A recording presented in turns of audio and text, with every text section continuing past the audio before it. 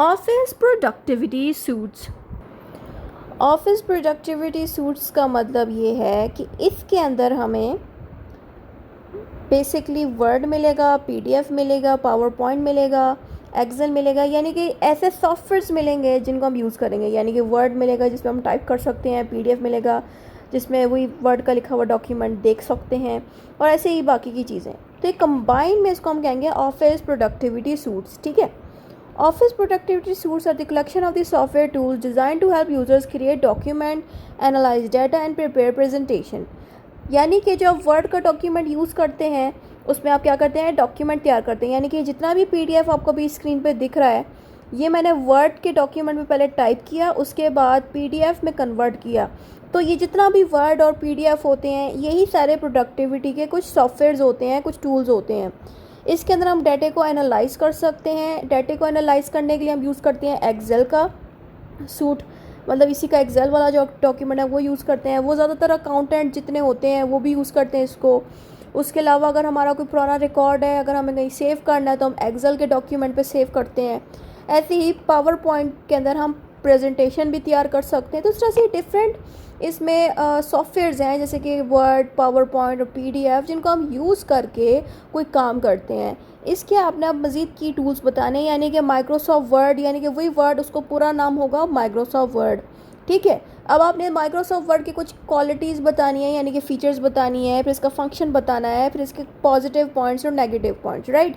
तो सबसे पहले हम माइक्रोसॉफ्ट वर्ड के फीचर्स पढ़ते हैं कि माइक्रोसॉफ्ट वर्ड बेसिकली एक डॉक्यूमेंट है जिसके अंदर हम डॉक्यूमेंट को एडिट कर सकते हैं, फॉर्मेटिंग कर सकते हैं डॉक्यूमेंट की। फॉर्मेटिंग का मतलब होता है कि जो आपका पीडीएफ है उसमें साइज़ बड़ा करना, पेज का साइज़ छोटा करना, डॉक्यूमेंट्स में जो लिखे हुए अल्फाज हैं, जो वर्ड्स आप पढ़ते हो, जैसे कि जो अल्फाज आप पढ़े हो उसका साइज़ आप बड़ा कर सकते हो, छोटा कर सकते हो। इस सब को हम फॉर्मेटिंग कहते हैं। ठीक है। और एडिटिंग भी इसी तरह से वर्क होता है, यानी कि एडिटिंग में भी यही होता है कि डॉक्यूमेंट को संयम करते हैं। ठीक है। साइज़ बड़ा करते हैं फ़ॉन्ट्स का, इन्हीं वर्ड्स को हम फ़ॉन्ट्स कहते हैं। फिर आता है फंक्शंस। फंक्शंस में आता है writing reports, letters and assignments. यानी कि जब हम वर्ड को यूज़ करते हैं तो उसमें हम डिफरेंट रिपोर्ट्स लिख सकते हैं, लेटर को टाइप कर सकते हैं, अपने यूनिवर्सिटी की असाइनमेंट्स भी टाइप कर सकते हैं। अब इसके पॉजिटिव पॉइंट्स क्या हैं? पॉजिटिव पॉइंट्स ये हैं कि इसकी मदद से डॉक्यूमेंट बड़े आराम से बनाया जा सकता है। लेकिन इसके नेगेटिव डीमेरिट्स क्या है कि रिक्वायर्ड सॉफ्टवेयर इंस्टॉलेशन। इसमें नेगेटिव चीज़ ये है कि हमें इस वर्ड के डॉक्यूमेंट को या वर्ड के सॉफ्टवेयर को डाउनलोड करना पड़ता है। जब तक कि हम डाउनलोड नहीं करेंगे हम इसको यूज़ नहीं कर सकते। ये इसकी नेगेटिव चीज़ है। फिर हमारे पास जो अगला सॉफ्टवेयर है इसी के अंदर, वो है माइक्रोसॉफ्ट एक्सेल। माइक्रोसॉफ्ट एक्सेल के सबसे पहले आ जाती हैं feature, spreadsheet software for formulas and charts. Basically Excel के अंदर क्या होता है कि आप डिफरेंट फार्मूलाज को सेव कर सकते हैं। ये चार्ट की तरह होता है, यानी कि जब आप इसको खोलते हैं ना एक्सेल को, तो ऐसा दिखता है। ये इस तरह से, इस तरह से डब्बे बने हुए आएंगे आपको, फिर में इस तरह से छोटे छोटे खाने बने हुए आएंगे इस तरह से, यानी कि आपको डब्बे बने हुए आएंगे। आप उन डब्बों का साइज़ बड़ा कर सकते हो, छोटा कर सकते हो, उसमें नंबरिंग कर सकते हो और नंबरिंग नहीं कर सकते हो। फिर इन दोनों डब्बों में जो नंबर्स हैं उनको प्लस करके लिखवा सकते हो। मतलब एक तरह से एक ऐसा डॉक्यूमेंट होता है ये जिसमें आप कैलकुलेशंस कर सकते हो।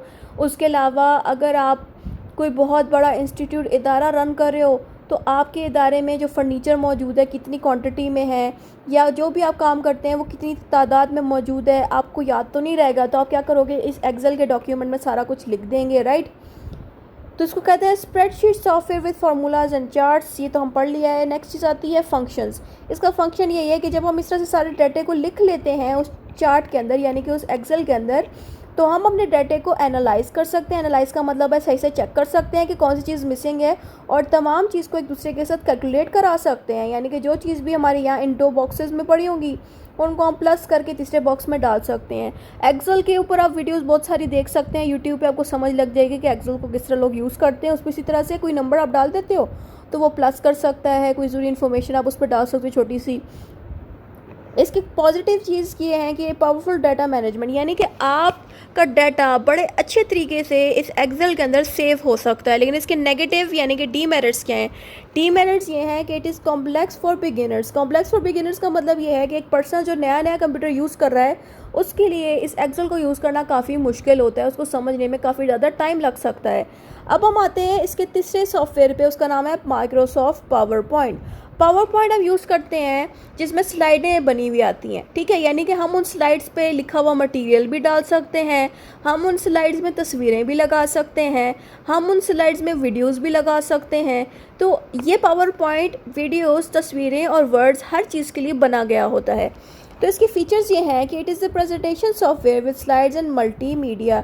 स्लाइड्स इसमें होती हैं, इस तरह से डब्बे बने हुए आते हैं स्लाइड्स, ठीक है, वो मूव होती रहती हैं, ठीक है। मूव इस तरह से होती हैं कि जो वो स्लाइड्स हैं ना, जब आप उन पर डाटा डाल देते हो, कुछ भी लिखते हो या तस्वीरें या कुछ भी ऐड करते हो, फिर उसके नीचे एक बटन आता है प्ले का। जैसे आप बटन प्ले करोगे तो एक एक करके वो सारी स्लाइडें प्ले होना शुरू होगी।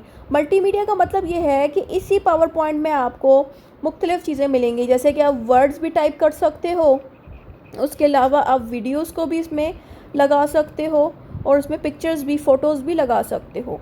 इसको कहते हैं मल्टीमीडिया, यानी कि इसमें हर तरह की चीज़ आप डाल सकते हो और वो स्लाइड्स की तरह प्ले होंगी। फंक्शंस इसके क्या हैं? फंक्शंस इसके ये हैं कि it create slide show for meeting and classes, यानी कि आप अगर ऑफिस में हो, मीटिंग आपने कोई करनी है, तो मीटिंग की प्रेजेंटेशन अगर आपको देनी है तो आप क्या कर सकते हो, मीटिंग में जो बातें हमने बोलनी है उसकी स्लाइड्स बना सकते हो ताकि आपके पीछे स्लाइड्स प्ले होती रहें और आप प्रॉपर्ली मीटिंग में बोलते जाओ। या फिर अगर आप टीचर हो, क्लासेस में पढ़ाते हैं, तो क्या करना होता है, अगर आप टीचर हैं तो आप क्या करेंगे, स्लाइड्स तैयार करेंगे बच्चों के लिए, और क्लासरूम में एक बड़ा सा कंप्यूटर पड़ा होगा, बड़े साइज़ का टीवी जैसी चीज़ पड़ी होगी, आपकी स्लाइड्स उसमें प्ले हो रही होंगी और टीचर एक्सप्लेन कर रहा होगा। आपने अक्सर ऐसे यूट्यूब चैनल्स देखे हैं जिसके पीछे कुछ तस्वीरें चल रही होती हैं और आगे टीचर एक्सप्लेन कर रहा होता है, वही चीज़ जो तस्वीरों में शो हो रही होती हैं। इसी को कहते हैं प्रेजेंटेशन, चाहे आप वो प्रेजेंटेशन स्कूल कॉलेजेस के लिए बनाओ या ऑफिस के लिए बनाओ, ऑफिस के वर्क को एक्सप्लेन करने के लिए। लेकिन इसके पॉजिटिव और नेगेटिव पॉइंट्स अब हम जानते हैं।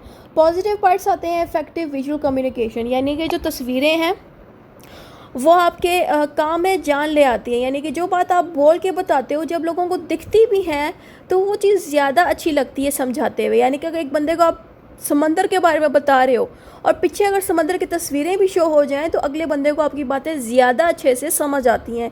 इसी तरह से कम्युनिकेशन बड़ा अच्छा हो जाता है। कम्युनिकेशन का मतलब है आप जो चीज़ सोच रहे हो और जो अगले को बता रहे हो वो और अच्छे से अगले को समझता भी आती है जब तस्वीरें भी आप उसको साथ दिखाते हो। लेकिन इसमें नेगेटिव चीज़ ये है, requires design skills for the best results. यहाँ पे ये कह रहे हैं कि आपने अगर इस तरह की तस्वीरें लगानी है या कुछ भी चीज़ डिज़ाइन करनी है, बनानी है इस पावर पॉइंट के अंदर, तो आपके पास डिज़ाइनिंग स्किल्स बड़ी स्ट्रॉन्ग होनी चाहिए, तभी जाके आपकी प्रेजेंटेशन बड़ी अच्छी बनेगी।